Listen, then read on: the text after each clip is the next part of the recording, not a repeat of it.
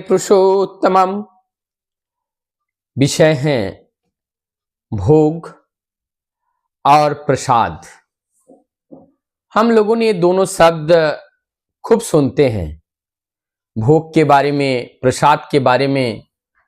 भक्त लोग अक्सर कहते हैं कि आज हमें भोग लगाना है, प्रभु को भोग देना है। तो आज हम जानने का प्रयास करेंगे कब ये भोग बनता है और कब ये प्रसाद बनता है। हम जो भोजन करते हैं, क्या भोजन करते हैं, भोग या प्रसाद? हम प्रसाद का भोजन करते हैं। कैसे? जब हम उसको लेकर के बैठते हैं तो हम प्रभु को निवेदन कर देते हैं, क्योंकि भोग को डाइजेस्ट करने की शक्ति हमारे पास नहीं है। भोग का मतलब है दुख। भोग का अर्थ है निराश, हताश, उदास। ये सब नकारात्मक जो बातें हैं, ये भोग है। तो उस भोग से हमारी निराशा आती है, दुख आती है, कष्ट होता है। तो हमारी जो भोग है, इससे भोग जिसे हम प्रभु को निवेदन करते हैं, वास्तव में ये भी भोग कहते हैं। तो इसका क्या अर्थ है और इसका फल कैसे हमें प्राप्त होता है? प्रसाद क्या होते हैं? साधारणतः देखा जाता है भोग का अर्थ ही हमारा जो कुकर्म है, हमारी जो ग्लानि है, हमारी जो विकृतियां हैं, ये सब एक एक करके प्रभु के चरण में अर्पण करना। इस भोग में हम लोग क्या करते हैं, प्रभु के जो मंदिर बना रखे हैं या जो भी स्थान बना रखे हैं, हम प्रभु को कभी सेब दे देते हैं, कभी खजूर दे देते हैं, कभी मुनक्का, कभी संतरे, कभी केला। ऐसे ड्राई फ्रूट हो या सीजनिंग फ्रूट हो, हम ठाकुर को दे रहे हैं। ठीक है, अच्छी बात है। तो क्या इसका प्रसाद बना पा रहे हैं हम या नहीं? इस बात को समझना होगा। प्रसाद का अर्थ ही है आनंद, और आनंद का अर्थ है विस्तार। प्रसाद का अर्थ है सार तत्व, कि वहां से छांट काट करने के लिए और कुछ भी नहीं है। मूल तत्व है, वो है प्रसाद। प्रसाद कब बनते हैं?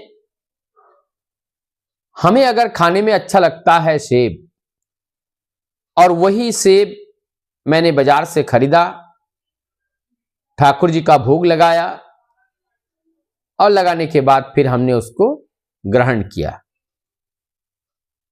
तो ये जो भोग है हमने लिया, और लेने के बाद फिर हमने खाया, उसको पाया, लेकिन उसको हमने किसी को नहीं दिया।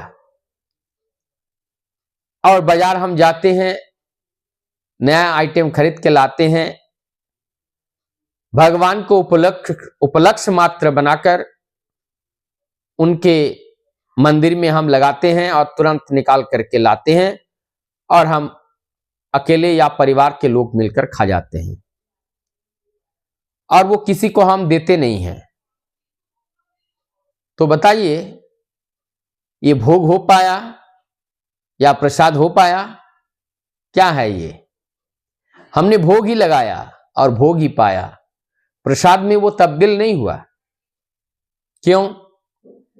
क्योंकि उन्होंने वो जो हम लगा रहे हैं, ऐसा जब हैबिट हम बना लेते हैं, तो बाजार में हम प्रभु के इच्छा के अनुरूप भोग को नहीं खरीदते हैं। हम अपने इच्छा के अनुरूप बाजार से हम प्रसाद, वो भोग को लेते हैं। जो फल हमें अच्छा लगता है, जो चीज हमें अच्छा लगता है, वो हम लेते हैं। तो हमने ले आए अपनी इच्छा के अनुसार, अपने उदार पूर्ति के लिए, प्रभु को नाम मात्र हमने लगा दिया। तो लगा दिया, पहले फर्स्ट प्रायोरिटी हमने किसको दिया कि मुझे क्या अच्छा लगता है। तो जब वहां से खरीदने के समय हम फर्स्ट प्रायोरिटी जिसको देते हैं वो चीज उन्हीं का ही हो जाता है। तो जब हमने वो बाजार से लाया और फर्स्ट प्रायोरिटी मेरा चॉइस पे ही रखा, अब जो है हम चाहे वो कहीं पे भी लगाएं वो भोग लग चुका है, अब वो भोग कहीं पे नहीं लगेगा। इसीलिए यहां पर क्या है, ये भोग अब नहीं लगेगा तो प्रसाद बनेगा कैसे, प्रसाद नहीं बन सकता है।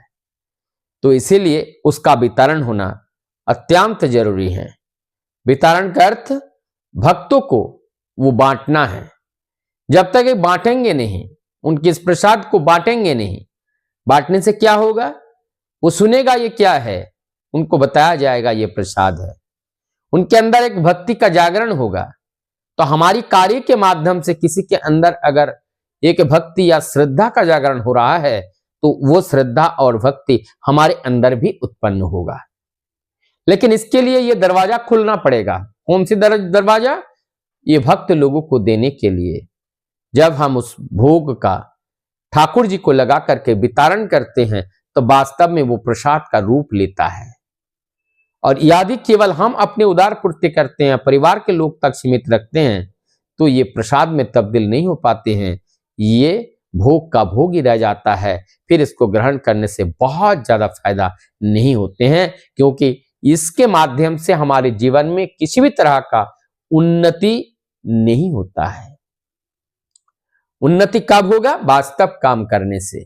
अवास्तव कार्य से कोई उन्नति नहीं होते हैं।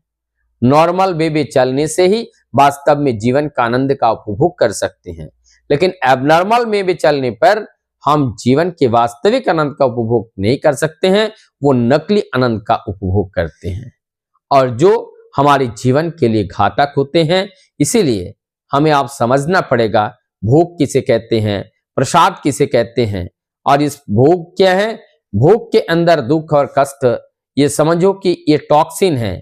इस टॉक्सिन को जब हम प्रभु के चरण में देते हैं, वो उनके स्पर्श से, उनके सत प्रयास से इसमें इंप्रूवमेंट होता है और तब जाकर के प्रसाद एवं पवित्र या सत्य या वास्तविक या जो रूप उनका, सत्य रूप उनका विकसित होते हैं और उसी से हमारे जीवन में आनंद आती है, सुख आती है, समृद्धि आती है।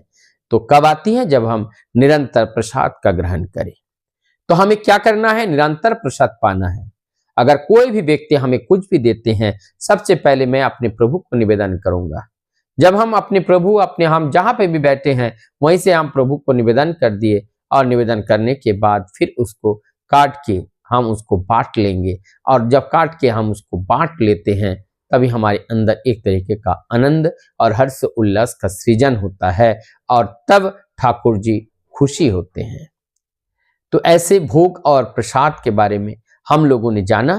तो अब हम क्या करेंगे, हम इस भोग तो लगाएंगे लेकिन प्रसाद में तब्दील करेंगे। और प्रसाद में तब्दील करने के लिए जो चीज करना उचित है उसको निश्चित रूप से हम ध्यान रखेंगे और आगे भी प्रभु के इस गुणागुण के चलते, गुणागुण को लेकर के चलते रहेंगे और एक समाज में एक अलख जगाने का प्रयास करेंगे।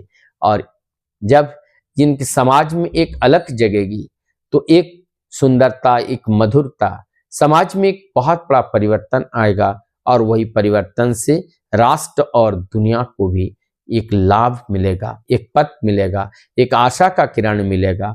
और वही दिन उत्पन्न करने के लिए हम सबको लगना है, एकजुट होना है।